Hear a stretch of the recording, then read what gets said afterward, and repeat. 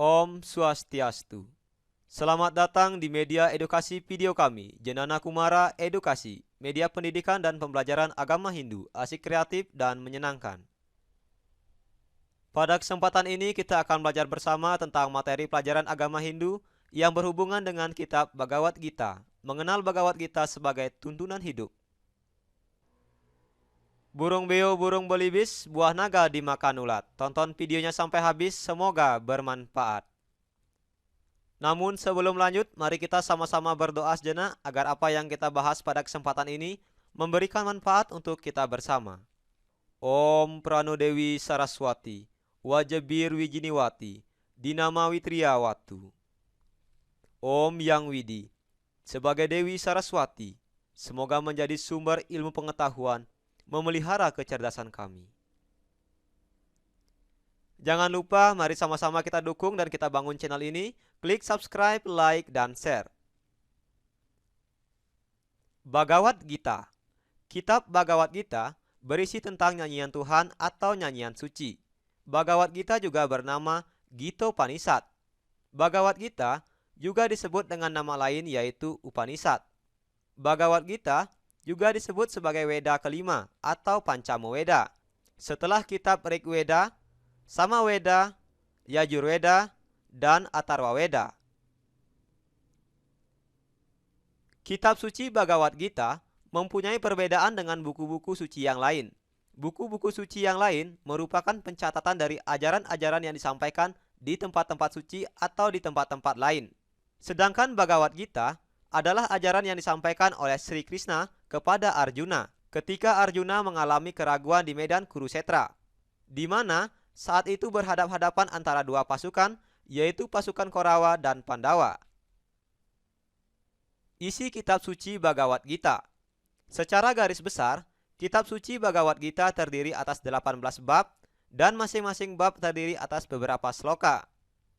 Pada bab pertama, berisi tentang Arjuna dalam keraguan-raguan dan kehilangan harapan, terdiri atas 47 sloka. Pada bab kedua, berisi tentang teori Samkhya dan pelaksanaan yoga, terdiri atas 72 sloka. Pada bab 3, berisi tentang karma yoga, terdiri atas 43 sloka. Pada bab 4, berisi tentang jalannya pengetahuan, terdiri atas 42 sloka. Pada bab 5, berisi tentang melepaskan diri dari ikatan, terdiri atas 29 sloka. Pada bab 6, berisi tentang yoga yang sejati, terdiri atas 47 sloka. Pada bab 7, berisi tentang Tuhan dan dunia, terdiri atas 30 sloka. Pada bab 8, berisi tentang jalannya evolusi dari kosmos, terdiri atas 28 sloka. Pada bab 9, berisi tentang Tuhan adalah melebihi dari ciptaannya, terdiri atas 34 sloka. Pada bab 10, berisi tentang Tuhan adalah sumber dari segalanya, terdiri atas 42 sloka. Pada bab 11, berisi tentang Arjuna berkata, terdiri atas 55 sloka. Pada bab 12, berisi tentang Tuhan dalam Saguna, Iswara, lebih dekat daripada yang Nirguna, terdiri atas 20 sloka. Pada bab 13, berisi tentang lanjutan dari bab 12, terdiri atas 34 sloka. Pada bab 14, berisi tentang yoga, perincian Triguna, yang terdiri atas 27 sloka. Pada bab 15, berisi tentang yoga dan Purushotama, terdiri atas 20 sloka. Pada bab 16, berisi tentang alam pikiran ketuhanan, terdiri atas 24 sloka. Pada bab 17, berisi tentang Triguna dalam fenomena keagamaan, terdiri atas 28 sloka. Dan yang terakhir, pada bab 18, berisi tentang kesimpulan, terdiri atas 78 sloka. Mari membaca makna yang terkandung dalam isi pokok Bhagavad Gita. Ajaran Bhagavad Gita bermaksud menyelamatkan manusia dari kebodohan kehidupan duniawi. Bhagavad Gita juga mengandung maksud untuk melepaskan manusia dari penderitaan.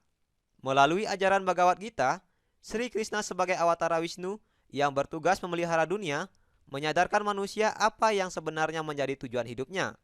Apabila manusia lupa akan tujuan itu, sebenarnya kita semuanya diliputi oleh kebodohan. Sehingga kita mulai bertanya, mengapa kita menderita, dari mana sebenarnya asal kita, kemana tujuan kita setelah meninggal. Untuk menyadarkan manusia dari kebodohan itulah Bhagavad Gita disabdakan. Kitab suci Bhagavad Gita memberi penjelasan dengan terang menderang tentang prinsip-prinsip dari agama spiritual. Nilai-nilai yang terkandung dalam Bhagavad Gita. Ada banyak sekali nilai-nilai yang terkandung dalam kitab suci Bhagavad Gita. Hal ini sesuai dengan sloka-sloka pada masing-masing bab. Salah satu contohnya, misalnya, perhatikan sloka di bawah ini. Dari sloka Bhagavad Gita ini, setelah diterjemahkan, siapapun yang dengan kesujudan mempersembahkan kepadaku daun, bunga, buah-buahan atau air, persembahan yang didasari oleh cinta dan keluar dari hati suci, aku terima. Memperhatikan dari sloka dan terjemahannya, adapun nilai yang terkandung yaitu, dalam sloka ini, bahwa Tuhan menerima persembahan dari penyembahnya yang didasarkan hati yang suci, cinta dan kasih sayang serta keikhlasan. Meskipun dalam bentuk yang sederhana, bila persembahan itu besar, tetapi didasari oleh sifat ego dan tanpa keikhlasan, semua persembahan yang besar-besar itu tidak akan ada artinya.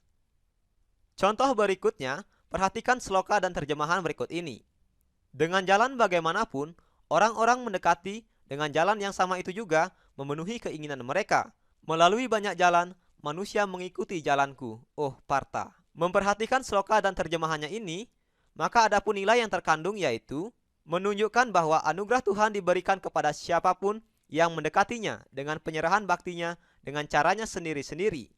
Tuhan menerima semua harapan-harapan menurut alamnya sendiri, mulai dari yang mereka menggunakan sesajen sampai pada tingkat semedi. Tuhan memberikan anugerahnya. Tuhan bertanggung jawab sepenuhnya terhadap orang yang menyerahkan diri kepadanya, dan Tuhan membebaskannya dari reaksi dosa yang dilakukannya. Ini adalah beberapa contoh dari nilai-nilai yang terkandung dalam Bhagavad Gita. Masih banyak lagi contoh-contoh lain dari nilai-nilai yang terkandung dalam kitab suci Bhagavad Gita. Hal ini sesuai dengan sloka-sloka pada masing-masing babnya. Belajar asik, kreatif, dan menyenangkan. Bersama kami, Jenana Kumara Edukasi. Sekarang, cobalah jawab beberapa kuis berikut ini. Yang pertama, kitab suci Bhagavad Gita merupakan Weda yang kelima, disebut dengan A. Pancama Weda, B. Upanishad, C. Itihasa, D. Purana. Nomor 2, Bhagavad Gita adalah nyanyian suci, disebut juga A. Manu Smriti, B. Gita Upanishad, C. Catur Prawarti, D. Upanishad. Nomor 3, Bhagavad Gita terdiri atas titik-titik berapa bab?